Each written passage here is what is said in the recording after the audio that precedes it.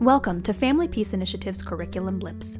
In this podcast, we provide fast and easy resources for facilitators using the FPI suite of curricula to help you prepare before stepping into a group room. Whether you're brand new to BIP facilitation or using drive time to refresh yourself on familiar concepts, these blips are intended to help you get in the right frame of mind as you head into group. You'll hear from seasoned staff and FPI curricula authors on the key concepts and goals of each lesson, as well as what to expect from group members in these conversations. In today's episode, Steve Halley, co-founder and co-director of the Family Peace Initiative, talks about staging the conversation for adverse childhood experiences. Let's hear from Steve. Section 1, Week 1 of our curriculum is focus on the Adverse Childhood Experiences Study and the questionnaire. It is a perfect beginning to the long road of a trauma-responsive program because it illustrates beautifully how our adverse experiences, how our trauma events in our early life have an impact over the lifespan. The more adverse experiences we have, the more likely we're going to have a range of dysfunctional experiences throughout our life, to the point where if we have 6 or more of the simple 10 in the questionnaire, that it's on average our life expectancy is reduced by 20 years. These are important pieces for our group participants to learn right out of the gate. We are not making stuff up. We are following the research that is there, that our life, our early life experiences have an impact on our present day behavior and on our future. And in order to redirect our future to hopefully achieve more of the dreams that we desire, we have to do some healing around the things that happened to us long before we were ever violent and cruel to anybody. And so we start with staging. We want to kind of ease into this to kind of prime people to be able to consider what we're talking about. And I'm a storyteller, and I like telling the story of Dr. Felitti and how the whole study came about, and what they discovered and what they hoped the impact of their study would be. But you don't have to do it that way. We put a video in our video toolbox on the website. It's called A Tribute to Dr. Vincent Felitti. And he does a great job in about 20 minutes explaining the whole study, explaining how it came about, explaining the remarkable professionals who refused to believe that trauma had any kind of impact on the things he was looking at, and how he recognized that we all have resistance and we all have impact of events that have happened to us, and they play out in a lot of different ways. Using that video or telling stories, if you happen to be knowledgeable about the adverse childhood experiences, feel free to stage this in a way that makes the participants curious about what are you even talking about? Why are you telling us about this? After we stage it, we hand out the questionnaire. And the questionnaire that we use is the 10-item questionnaire. There are newer models that come out with more and more items, but we think the 10-item questionnaire is simple, it's convenient to administer, it just works well for what we're trying to achieve. And we have one group member at a time just read item 1, and then everybody marks on the paper yes or no, and then somebody reads item 2, everybody marks on the paper yes or no.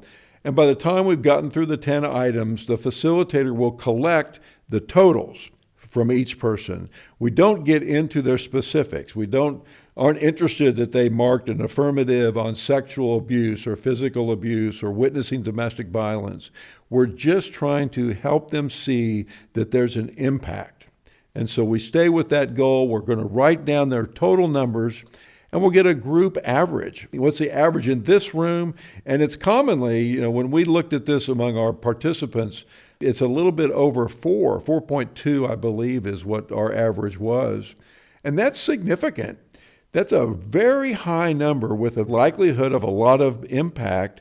And by the way, the ACEs study showed that the more adverse childhood experiences we have, the more likely we're going to be battering in our relationships, and the more likely we're going to be victims of battering in our relationships. The more likely that people will end up in our battering intervention classes, the higher their score is. It's just not weird. Once everybody has their scores on the board and we've looked at the group average, you'll see, there's some people, one or two, that might say, nope, I don't have any of these, but you'll see one or two that have very high scores. You'll see 8, 9s, and you'll see 10s. And those scores, whatever the score is, can be very emotionally activating for people. And so there's kind of a debriefing that happens after we get people aware of their own scores. We want to be asking them what's happening to them, what it's like for them, how does their body respond when they start thinking about their own childhood experiences. But the people that score higher, it's important that we address them, because people can become very self-conscious, very emotionally activated, very filled with shame when they're thinking, wow, I had more of these than anybody else in the room, or I had one of the highest scores in the room. And so FPI facilitators are trained to ask what I call the miracle question, which is the evidence of how amazing they are. I fortunately, when I take the questionnaire, I score a 0. I feel very, very lucky to have scored a 0, but I also get kind of angry because I had a lot of crappy things happen to me that aren't, included in this questionnaire. But scoring a 0, I have no idea how someone who scored an 8 or a 9 or a 10 would survive that situation.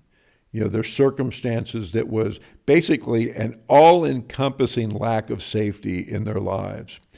And so the miracle question becomes asking them, how on earth could a person survive the situations that you were confronted with? What was your strategy?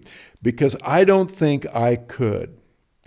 And that's an important thing that I like to say, is that you've done something that I don't think I could have done. And how did you do it?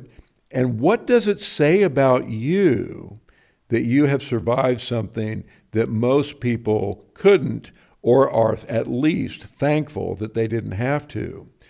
And be able to reframe that to where you're pursuing almost a golden shadow message with somebody who's lived a shame-filled life of lack of safety and lack of compassion, and just completely living by themselves.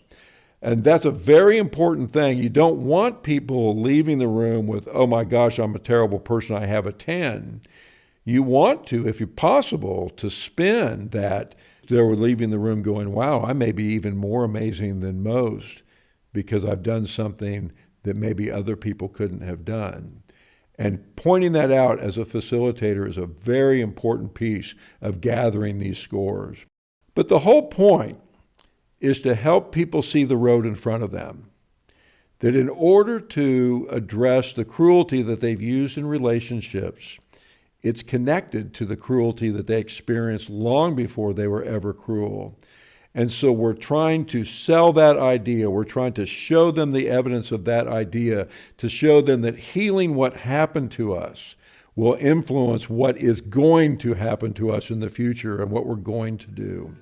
And if we can get them to where they're at least open to considering that piece, then they're primed for the next week, which is going to be bringing into their understanding the whole model of the river of cruelty. And we'll talk about that in the next curriculum blip. Thanks for preparing for your group with us today. If you have questions, stucks, or if there's a section of the curriculum you'd like to hear us explore in more detail, we'd love to hear from you. Email us at reception@familypeaceinitiative.com or submit a contact form on our website. Family Peace Initiative, working to serve our clients and community with compassion, integrity, and expertise.